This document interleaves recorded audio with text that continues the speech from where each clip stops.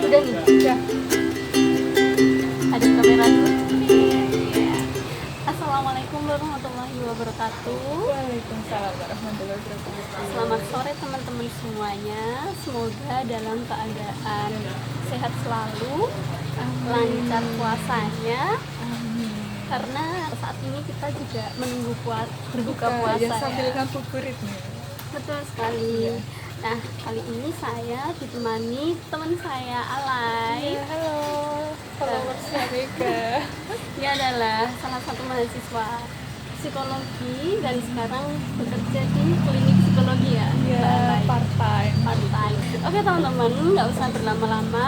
Kali ini kita akan membicarakan mengenai Tadi sempat menyinggung tentang ini, privilege. Apa sih itu? privilege. Ya, kita akan membahas mengenai privilege. Ngomong-ngomong tentang privilege nih, biar kita tahu dan bisa menyamakan persepsi sebenarnya privilege itu sendiri apa sih? Definisinya. Ya, kita akan menyamakan persepsi dulu ya. Iya, Jadi betul. privilege itu bahasa Inggris dan diserap ke dalam bahasa Indonesia menjadi privilege. Iya. Kalau istilah kakunya itu berarti hak istimewa yang didapatkan seseorang sejak dia lahir. Jadi sejak lahir tuh udah dapat itu. Terus manfaatnya apa sih Nik, untuk privilege ini tuh? Secara cairnya, privilege itu diartikan sebagai sesuatu yang bisa membuat seseorang itu tuh lebih mudah Iya. menjalani hidup ketimbang orang lain. Jadi dia punya akses, dia punya ya sesuatu yang mempermudah dia daripada orang lain kayak gitu. Jadi kayak modal awal gitu ya. Betul, modal awal. Seseorang dalam kayak bekal hidup gitu ya. Ya lebih mungkin startnya itu berbeda ya dari kebanyakan orang lain. Dia mungkin startnya 10 meter lebih awal daripada orang kebanyakan kayak gitu. Itu privilege. Jadi manfaatnya apa? Ya manfaatnya dia lebih punya akses, dia lebih mudah untuk mencapai sesuatu yang dia inginkan daripada orang lain yang nggak punya privilege gitu. Kalau Alay sendiri selama hidup ini pernah nggak sih merefleksikan kayaknya aku berhasil karena aku punya privilege ini deh kayak gitu? Pernah nggak mikirin kayak gitu lah? Apa ya? Pernah sih, kayak mungkin ini konteksnya bukan yang apa ya?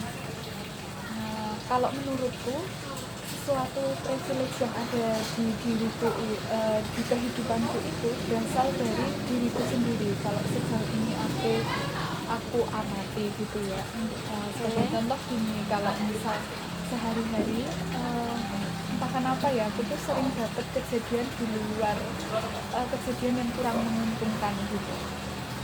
Sejak aku kecil, entah itu dari kehidupan keluarga, dari kehidupan pertemanan atau relasi sosial, dan sampai sekarang tentang ya kehidupan banyak ya, kalau diceritain itu selalu ada hal-hal yang membuatku tuh banyak belajar gitu. Memang awalnya ketika mendapatkan hal-hal tersebut tuh rasanya kayak ya down gitu, tapi entah kenapa aku tuh selalu punya sesuatu yang membuat aku tuh bisa tenang gitu. Tenang aja, ini pasti bisa kok gitu. Entah ini merupakan suatu terlatih ya dari kecil atau gimana, tapi setiap dapat sesuatu tuh bawaannya ya nanti bisa wes, sambil jalan bisa, pasti bisa. Entah sebelum kita mendapatkan suatu keberhasilan itu kita harus nangis dulu, kita harus jungkir balik dulu, tapi hal-hal semua itu tuh ngajarin kita buat jadi kuat gitu, pasti ada hikmahnya. Itu salah satu inner privilege mungkin ya. Iya kan? bisa Privilege itu. yang terdapat dalam diri kita. Sendiri, maksudnya bukan dari luar, kayak misal apa ya, sesuatu yang udah dimiliki, kayak misal nih mahasiswa itu yang punya akses akan fasilitas perkuliahan seperti laptop dan wifi, mungkin dia akan lebih bisa survive di kehidupan perkuliahan, bahkan dia bisa mengembangkan potensi di perkuliahannya itu ya. Tapi beda sama orang yang mungkin dia agak kesulitan untuk akses sinyal mungkin. Nah itu mungkin secara apa ya, secara fasilitas saja udah beda, nah itu mungkin akan mempengaruhi hasil. Mungkin itu bisa disebut sebagai eksternal ini privilege Ya. gitu. Karena sebetulnya ya privilege itu sendiri bukanlah sesuatu yang kaku, karena pengertian itu tuh semakin lama semakin berkembang dari satu poin ke poin yang lain kayak gitu. Dan jenis-jenis privilege itu tuh banyak sekali, ada yang berdasarkan ras, suku, bahkan jenis kelamin itu bisa menjadi privilege. Kemudian kelas sosial itu sendiri sebagai manifestasi dari privilege kayak gitu. Padahal nggak hanya kelas sosial loh, ternyata jenis kelamin, inner privilege pun juga sebuah privilege tersendiri gitu. Nah mungkin kita mau memfokuskan pembicaraan ini di kelas sosial aja ya. Oh iya bisa. Apakah ini Nick mau konfirmasi lagi, apakah maksudnya kelas sosial ini kalau di zaman dahulu bisa disebut kayak kasta gitu? Bisa ya, itu benar banget, itu manifestasi dari privilege karena kontras sekali ya antara brahmana, ksatria maupun sudra. Itu kan gimana posisi kita sebagai misal sudra mau mengakses ini, mengakses itu pun susah. Dan itu pasti akan berdampak ke kehidupannya dia ya, entah pencapaiannya, widawanya mereka kayak gitu. Prospek masa depan. Bahkan untuk hak pendidikan pun kalau zaman dulu kan lebih diutamakan yang ini kan, yang dari kasta brahmana kayak gitu. Betul sekali, dulu kan memang sangat kontras. Kalau sekarang lebih di zona abu-abu gitu, nggak kelihatan batasnya tuh gimana, ya kan? Batasnya mulai melebar, mulai membias antara kelas satu dengan yang lain tuh apa sih standarnya, itu kan juga masih dipertanyakan juga kan kelas sosial. Betul sekali. Tapi kalau kebanyakan obrolan gitu kelas sosial ya emang status ekonomi, pendapatan, jabatan. Iya, ngomong-ngomong abu-abu aku jadi kepikiran ini. Apa tuh? Tapi agak melenceng nanti dari Boleh, nggak apa-apa. Kan masih lama. dari topik itu. Sebenarnya karena semakin abu-abu ini aku jadi malah mikir ke dampak psikologisnya nih Mas. Jadi kayak kayak gimana ya? Misal nih kita sedang bergabung nih sama teman-teman. Kan saat ini kayak kita gabung biasa gitu, main sama teman gitu kan, kayak kita udah kayak menganggap bahwa kita tuh semua sama gitu kan, setara kan gitu. Tapi nggak tahu nih, kamu di dalam hatimu kamu memandang apa tentang orang itu, aku memandang apa tentang kamu memandang apa tentang aku. Bisa jadi di sini tuh timbul kayak perasaan bisa jadi aku mengagumi kamu gitu, wah ini mereka keren ya, ikut komunitas Rampo ya, yang ikut melestarikan budaya Indonesia. Bisa jadi aku memandang kamu seperti itu gitu nih. Nah kamu memandang aku juga tidak, mengagumi dari sisi lain itu berbeda juga. Nah tapi bisa jadi kan dalam lingkup pertemanan itu kita nggak saling bilang kalau kita saling mengagumi gitu, kita hanya melihat dari satu sisi gitu. Nah hal itu menurutku bisa menyebabkan kayak apa ya, untuk seseorang yang kurang percaya diri itu bisa menyebabkan insecure gitu. Kita hanya melihat dari satu sisi, oh iya dia keren ya, dia punya ini punya itu, padahal itu kita juga nggak tahu sebenarnya sih sisi negatif apa yang dimiliki orang itu, karena terlalu abu-abu tadi, berbeda dengan yang zaman dahulu gitu. Ya nggak sih Meg? Aku belum menangkap ya. Belum menangkap yang kenapa itu, iya. kenapa persepsi seseorang bisa dijadikan privilege? Karena ini apa namanya, privilege tadi apa pengertiannya? Hak istimewa.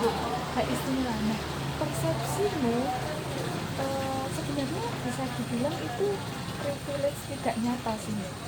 Jadi kayak privilege itu kan hak istimewa. Kamu menganggap aku punya keistimewaan. Ya betul. Tapi bisa jadi aku tuh Tidak menyadarinya. tidak menyadari juga, dan kamu berlebihan mempersepsikan itu kepadaku. Sehingga yang privilege tidak terlihat ini bisa buat kamu jadi insecure. Bisa jadi kamu insecure gara-gara itu. Nah, kan kamu tadi ngomongin tentang abu-abu nih. Nah, makanya ini tidak nyata dan tidak terlihat ini dinamakan abu-abu, samar-samar gitu loh. Jadi kita nggak tahu, kan tadi lagi bandingin nih zaman dulu sama sekarang. Dulu itu sangat terlihat kasta, misal kasta, kamu bisa sekolah itu berarti udah nunjukin titelnya sebagai kaum bernama. Nah tapi kalau misal kamu tidak sekolah berarti menunjukkan bahwa oh mungkin ini Waisya kalau nggak Libra gitu kan. Tapi di situasi saat ini kita itu nggak ada kayak gitu, dari ekonomi menengah atas, menengah bawah, terus menengah itu dianggap sama. Kalau kita reunian aja ya, kita kan dari segi penampilan semua sama ya, terlihat good looking lah kalau zaman sekarang kayak gitu kan, terlihat sama-sama menarik, tapi di situ nggak nampak gitu loh antara ekonomi menengah bawah, ekonomi menengah atas itu sudah nggak jadi apa ya patokan. Nah jadi patokannya kadang kayak lebih ke ya itu tadi melihat kamu, wah udah lama nggak ketemu nih, wah kamu keren ya sekarang tambah ini gitu. Padahal itu ya belum tentu dia sebenarnya kayak gitu, kayak yang kamu bilang tadi. Oke. Gitu, nangkep gak nih? Nangkep, aku nangkep poinnya. Iya. Gimana Ya nyimpulinnya karena ini ide baru juga ya, barusan ini. Jadi kayak macam kata-katanya. Jadi aku bingung ngomong apa atau nyimpulin lagi. Oke, privilege tidak terlihat Ya, gitu kan. jadi privilege tidak terlihat atau tidak nyata. Nah, sebenarnya privilege ini itu privilege tidak nyata. Entah ya ini tuh ada definisinya beneran atau enggak. Tapi kalau di pikiranku ini, nah ini privilege tidak nyata ya persepsi tadi. Jadi kita mempersepsikan bahwa seseorang itu punya satu privilege. Nah, lalu karena kita hanya mempersepsikannya satu arah, jadi kita hanya menganggap bahwa dia itu keren gitu ya misal. Nah, karena anggapan itu, jadi kita menimbulkan rasa insecure. iya. Kalau boleh menyimpulkan ya, jadi privilege yang tidak nyata itu hadir di dalam diri seseorang terhadap orang lain gitu kan. Iya, itu make good. Oke, Good kita tahu poinnya. Oke. Iya, itu maksudnya. Tapi ngomong-ngomong tentang achievement ya, kan kita tadi menyinggung tentang achievement seseorang yang dipersepsikan dari orang lain gitu kan. Sebetulnya meskipun orang itu punya privilege, tidak menjamin seseorang itu tuh akan sukses. Kalau misalnya dia punya privilege kaya gitu misal, tapi dia nggak, orangnya malesan gitu ya, sama aja. Sama aja. Kamu pernah nggak sih lihat tweet yang waktu ada pembentukan staf sus yang dikaitkan sama privilege, itu kan langsung booming kan tentang privilege. Oh iya, jadi kayak dia udah punya istilahnya channel gitu. Iya, dia punya relasi yang dia mau ke atas 1 derajat aja udah gampang gitu. Istilahnya dia punya etalase untuk ke lantai 2, sedangkan kita perlu menapaki anak tangga gitu satu-satu gitu kan untuk ke lantai 2. Itu sih yang poinnya terkait privilege dalam hal kelas sosial. Ya benar, kelas ekonomi itu menurutmu jadi merugiin kelas sosial yang lain nggak sih, kalau menurut pendapatmu sendiri dengan adanya privilege-nya dia? Menurutku sih iya, menurutku sedikit banyak akan berpengaruh sama orang lain yang tidak memiliki privilege. Kalau kita berpatokan terus sama privilege, itu jadinya lebih ke pesimisme, Iya. ya kan? Jadi orang tuh dengan dalih, wah dia punya privilege, seakan kita tidak mampu, padahal nggak mau nyoba iya, juga. padahal kita punya potensi juga loh Benar, untuk benar. menyamakan start. Berarti kalau itu tuh sangat berpengaruh pada kepercayaan diri orang ya, keoptimisan orang kayak gitu. Berarti ini merupakan isu penting yang perlu dikampanyekan tidak sih, maksudnya untuk biar orang-orang tidak terjebak pada pesimistik itu tadi, biar orang tuh bisa memandang bahwa aku punya potensi, maka aku bisa loh, meskipun Iya, dia betul. tidak punya privilege yang seperti orang yang mungkin yang kelas sosial atas tadi kayak gitu. Tentu emang ini penting sekali untuk dikampanyekan, untuk dibangun ya rasa optimisme kayak gitu. Dan kadang orang kan terjebak di dalam suatu kotak di mana dia merasa insecure gitu kan. Dia memandang orang lain itu punya privilege, lalu menimbulkan stagnasi. Dia tuh nggak bergerak, dia stuck kayak gitu aja, menyalahkan keadaan gitu. Benar sekali itu, ngomong-ngomong menyalahkan keadaan, aku jadi kepikiran sama ini terutama, tapi aku nggak mau menggeneralisir ya, aku cuma mau bilang aja di suatu fenomena mungkin di desa ya, di suatu desa itu mungkin ada yang berpikiran bahwa kuliah itu mahal gitu, padahal ya sebenarnya ada jalan lain gitu, beasiswa gitu. Tapi sudah punya persepsi yang bisa kuliah tuh orang-orang yang berada, orang-orang menengah ke atas kayak gitu. Nah terus dari situ tuh langsung timbul orang tuanya memiliki persepsi kayak gini, nanti anak saya itu setelah SMA langsung kerja, atau enggak masukin anaknya ke SMK dengan tujuan nanti biar bisa langsung kerja gitu. Jadi udah timbul rasa pesimis sendiri sebelum masuk ke jenjang kuliah kayak gitu. Nah hambatan itu yang harus dihilangkan untuk terutama orang-orang yang mungkin yang belum memiliki pengetahuan tentang itu, bahwa kuliah tuh nggak harus orang yang sudah menengah ke atas, tapi menengah ke bawah pun sekarang sudah banyak program-program pemerintah yang bisa mengakomodir seseorang yang ingin melanjutkan pendidikan ke jenjang yang lebih tinggi gitu. Iya, setuju banget sama poinnya. Jadi kita perlu mendobrak persepsi-persepsi itu kan, mendobrak istilahnya kejumudan itu stagnasi.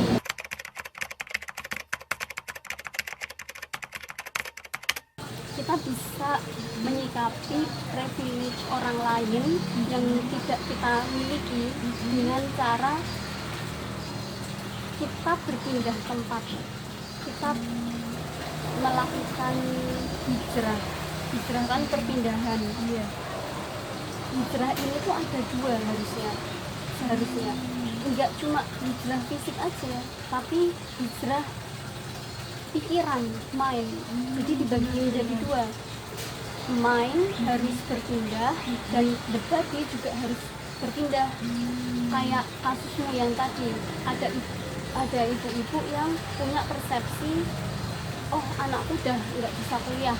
Nah persepsi ini tuh harus diputus ke anaknya. Nah lewat mind. Jadi mindnya ini tuh harus di pivot, harus dibalik 180 derajat kayak gitu.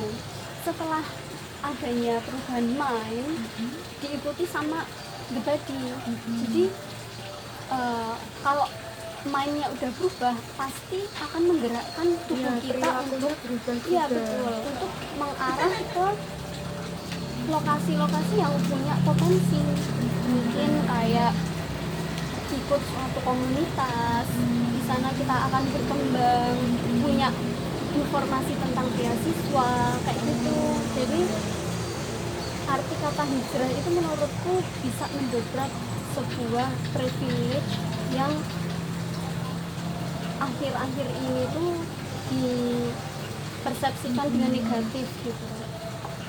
Ya nangkep berarti sebenarnya kita tuh harus punya usaha gitu ya buat berpindah atau mencari informasi terkait sesuatu privilege tersebut gitu ya. Iya betul sekali. Jadi gimana caranya kita tuh bisa bergerak, berpindah untuk dapat privilege lain yang bisa menyamakan privilege orang lain. Nggak mesti ekonomi loh, tapi informasi itu bisa menjadi privilege buat seseorang gitu. Bahkan tadi yang kamu bilang main itu berpindah secara main itu kan Ya, berarti kan kita intinya merubah pola pikir kita gitu betul kan. sekali. Nah, merubah pola pikir itu menurutku itu bisa jadi kayak persepsi yang awal tadi Amas mangrove. persepsi yang apa tadi awal tadi inner persepsi Inner persepsi persepsi, yang ya. tidak nampak gitu tapi main Oh, ini sorry, merupakan- bukan inner persepsi, inner privilege. Oh iya, inner privilege Iya. ya benar. Inner privilege ini bisa menjadi hasil dari perubahan mind tadi. Perubahan Ya. mind setelah kita mau berusaha dan membaliknya 180 derajat. Nah, dengan berlatih terus kita mungkin akan punya inner privilege yang tidak nampak, yang itu berasal dari diri kita sendiri. Jadi itu menyebabkan diri kita jadi punya daya juang yang tinggi, resiliensi yang tinggi, daya bangkit tinggi, optimisme tinggi, kayak gitu.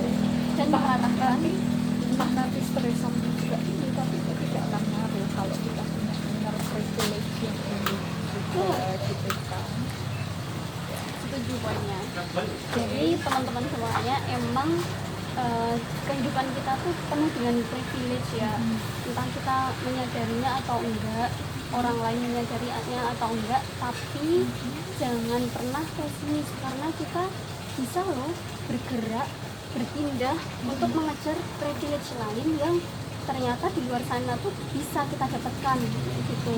Dan membuat mind kita berkembang, body kita juga mengikuti untuk ke arah yang lebih baik. Setuju. Yeay. Nice conclusion. Tapi ngomong-ngomong tentang perpindahan ya, tentang hijrah, aku juga ada sebuah refleksi dikit gitu tentang hijrahnya Nabi. Nggak apa-apa, nggak apa-apa. Justru memperkaya ini apa namanya bidang, jadi privilege nggak hanya dari sosial, tapi Mumpung ada dari Ramadan juga ya. agama juga. Iya. Tuh. Mungkin ini bisa dikoreksi ya, Lai. Aku menyimpulkan dari sirah Nabawiyah. Jadi aku belum baca, men. Sejauh yang aku pahami, hijrah itu kan perpindahan Nabi dari Mekah ke Madinah dan bertujuan buat menghindari orang-orang Quraisy kan yang menentang beliau. Hijrahnya ini itu menurutku dalam upaya mencari privilege yang ada di tempat lain. Meskipun Nabi itu secara lahir udah punya privilege. Pertama, dia anak Quraisy ternama, kan keluarganya itu pengurus Ka'bah yang nyediain air gitu. Pertama itu dari nasabnya sendiri, dia punya privilege nasab. Tapi di satu sisi dia tidak punya privilege lokasi, privilege lingkungan yang mendukung pemikirannya dia. Pemikiran yang aku maksud adalah agama Islam. Jadi orang-orang Quraisy itu lebih bersifat pakai dan tidak mendukung apa yang disebarkan Nabi. Jadi itu bertentangan. Meskipun dia punya privilege, nasabnya baik, terpandang, jujur, gini-gini, dari personalitinya juga baik, tapi di satu sisi dia punya lingkungan yang tidak mendukung, tidak support. Itu bukan privilege kan namanya, yang lingkungan tidak mendukung. Nah, untuk mengimbangi, nah jadi Nabi berhijrah, Nabi berpindah untuk mendapatkan privilege yang B, lingkungan yang support. Untuk mendapatkan lingkungan yang support. Jadi couple tuh privilege A sama privilege B, ya kan? Jadi akhirnya dia berhasil dakwahnya tuh terkait Islam gitu. Paham nggak? Paham. Jadi biar kan tadi kalau nasab nasab privilege A di lingkungan B itu kan tidak akan bermakna apa-apa. Nah, jadi makanya dia berpindah supaya dia bisa beliau bisa memanfaatkan ya ini, menggunakan nasab privilege-nya agar berfungsi dengan baik di lingkungan yang suportif gitu. Iya, kan. betul sekali. Good conclusion. Oke. Jadi kalau kita analogikan lebih sederhana ya, mungkin lokasi tempat kita bergaul, tempat kita hidup selama ini itu bisa dikatakan privilege ketika lokasi, tempat, dan lingkungan kita itu tuh bisa membuat kita berkembang lebih baik, berkembang lebih maju, open minded gitu. Ya kan? Wah, insight di sore ini ya Alhamdulillah. ya, keren sekali. Kita kan pernah ini ya ngobrolin tentang pot 1 sama pot 2. Iya. Yang pot 1 itu gersang, nggak ada pupuknya. Pot 2 itu subur, ada cacing, ada pupuk gini-gini. Nah, ini tuh analogi dari sebuah lingkungan yang support, lingkungan yang bisa membuat kita berkembang. Jadi menurutku tugas kita tuh ya ketika kita ada di lingkungan yang gersang ini, kita perlu hijrah, kita perlu pindah, mencari yang lebih cocok, lebih apa ya? Ya lebih cocok untuk ditanami. Iya, Ya untuk menanam bakat privilege kita yang sudah kita punya tadi. Dan pot itu juga sebuah privilege untuk kita, pot yang subur itu. Wih, keren sekali nih. Mantap, banyak banget ya ini apa insight baru yang didapatkan sore ini. Maksudnya dari ngobrol gini aja langsung timbul banyak apa ya, ide-ide baru gitu. Semoga ya kita bisa mendapatkan privilege yang kita tuh bisa berkembang di lingkungan itu gitu ya. Iya benar, dan kita juga mau berhijrah itu tadi ya, supaya betul. bisa mengoptimalkan privilege yang kita punya. Dan hijrah kan sekarang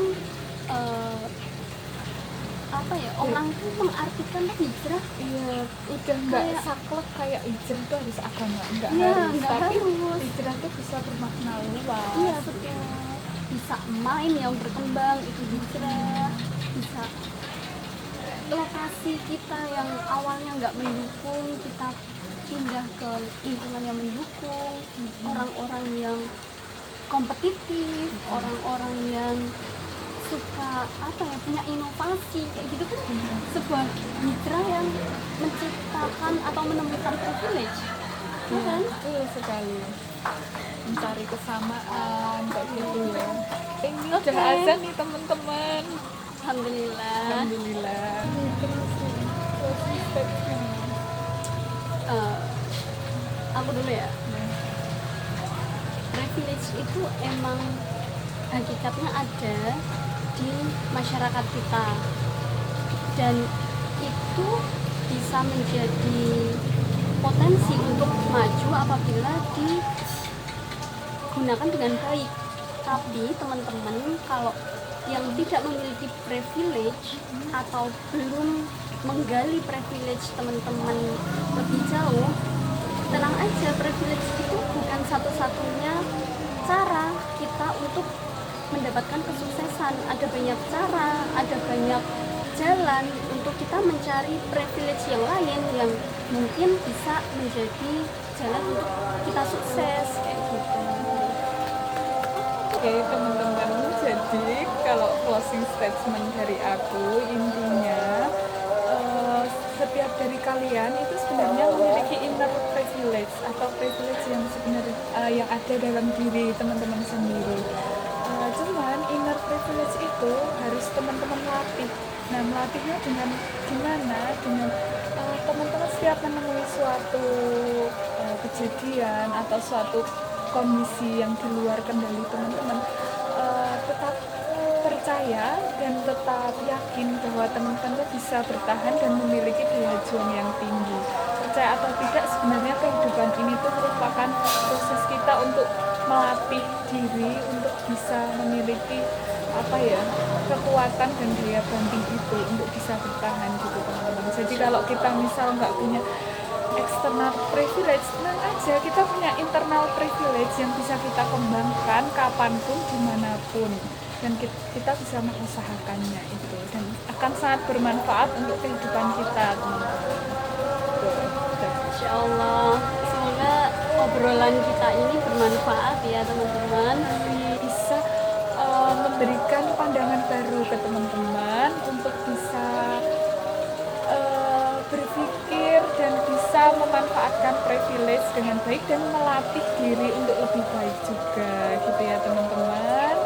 Kalau misal teman-teman punya pandangan lain, it's okay, karena kita hanya refleksi dan setiap orang memiliki refleksi yang berbeda akan kehidupannya masing-masing. Jadi kalau teman-teman punya pendapat, silahkan tulis di komentar channelnya Mega. Terima kasih. Terima kasih. Assalamualaikum warahmatullahi wabarakatuh. Waalaikumsalam warahmatullahi wabarakatuh. Selamat berbuka.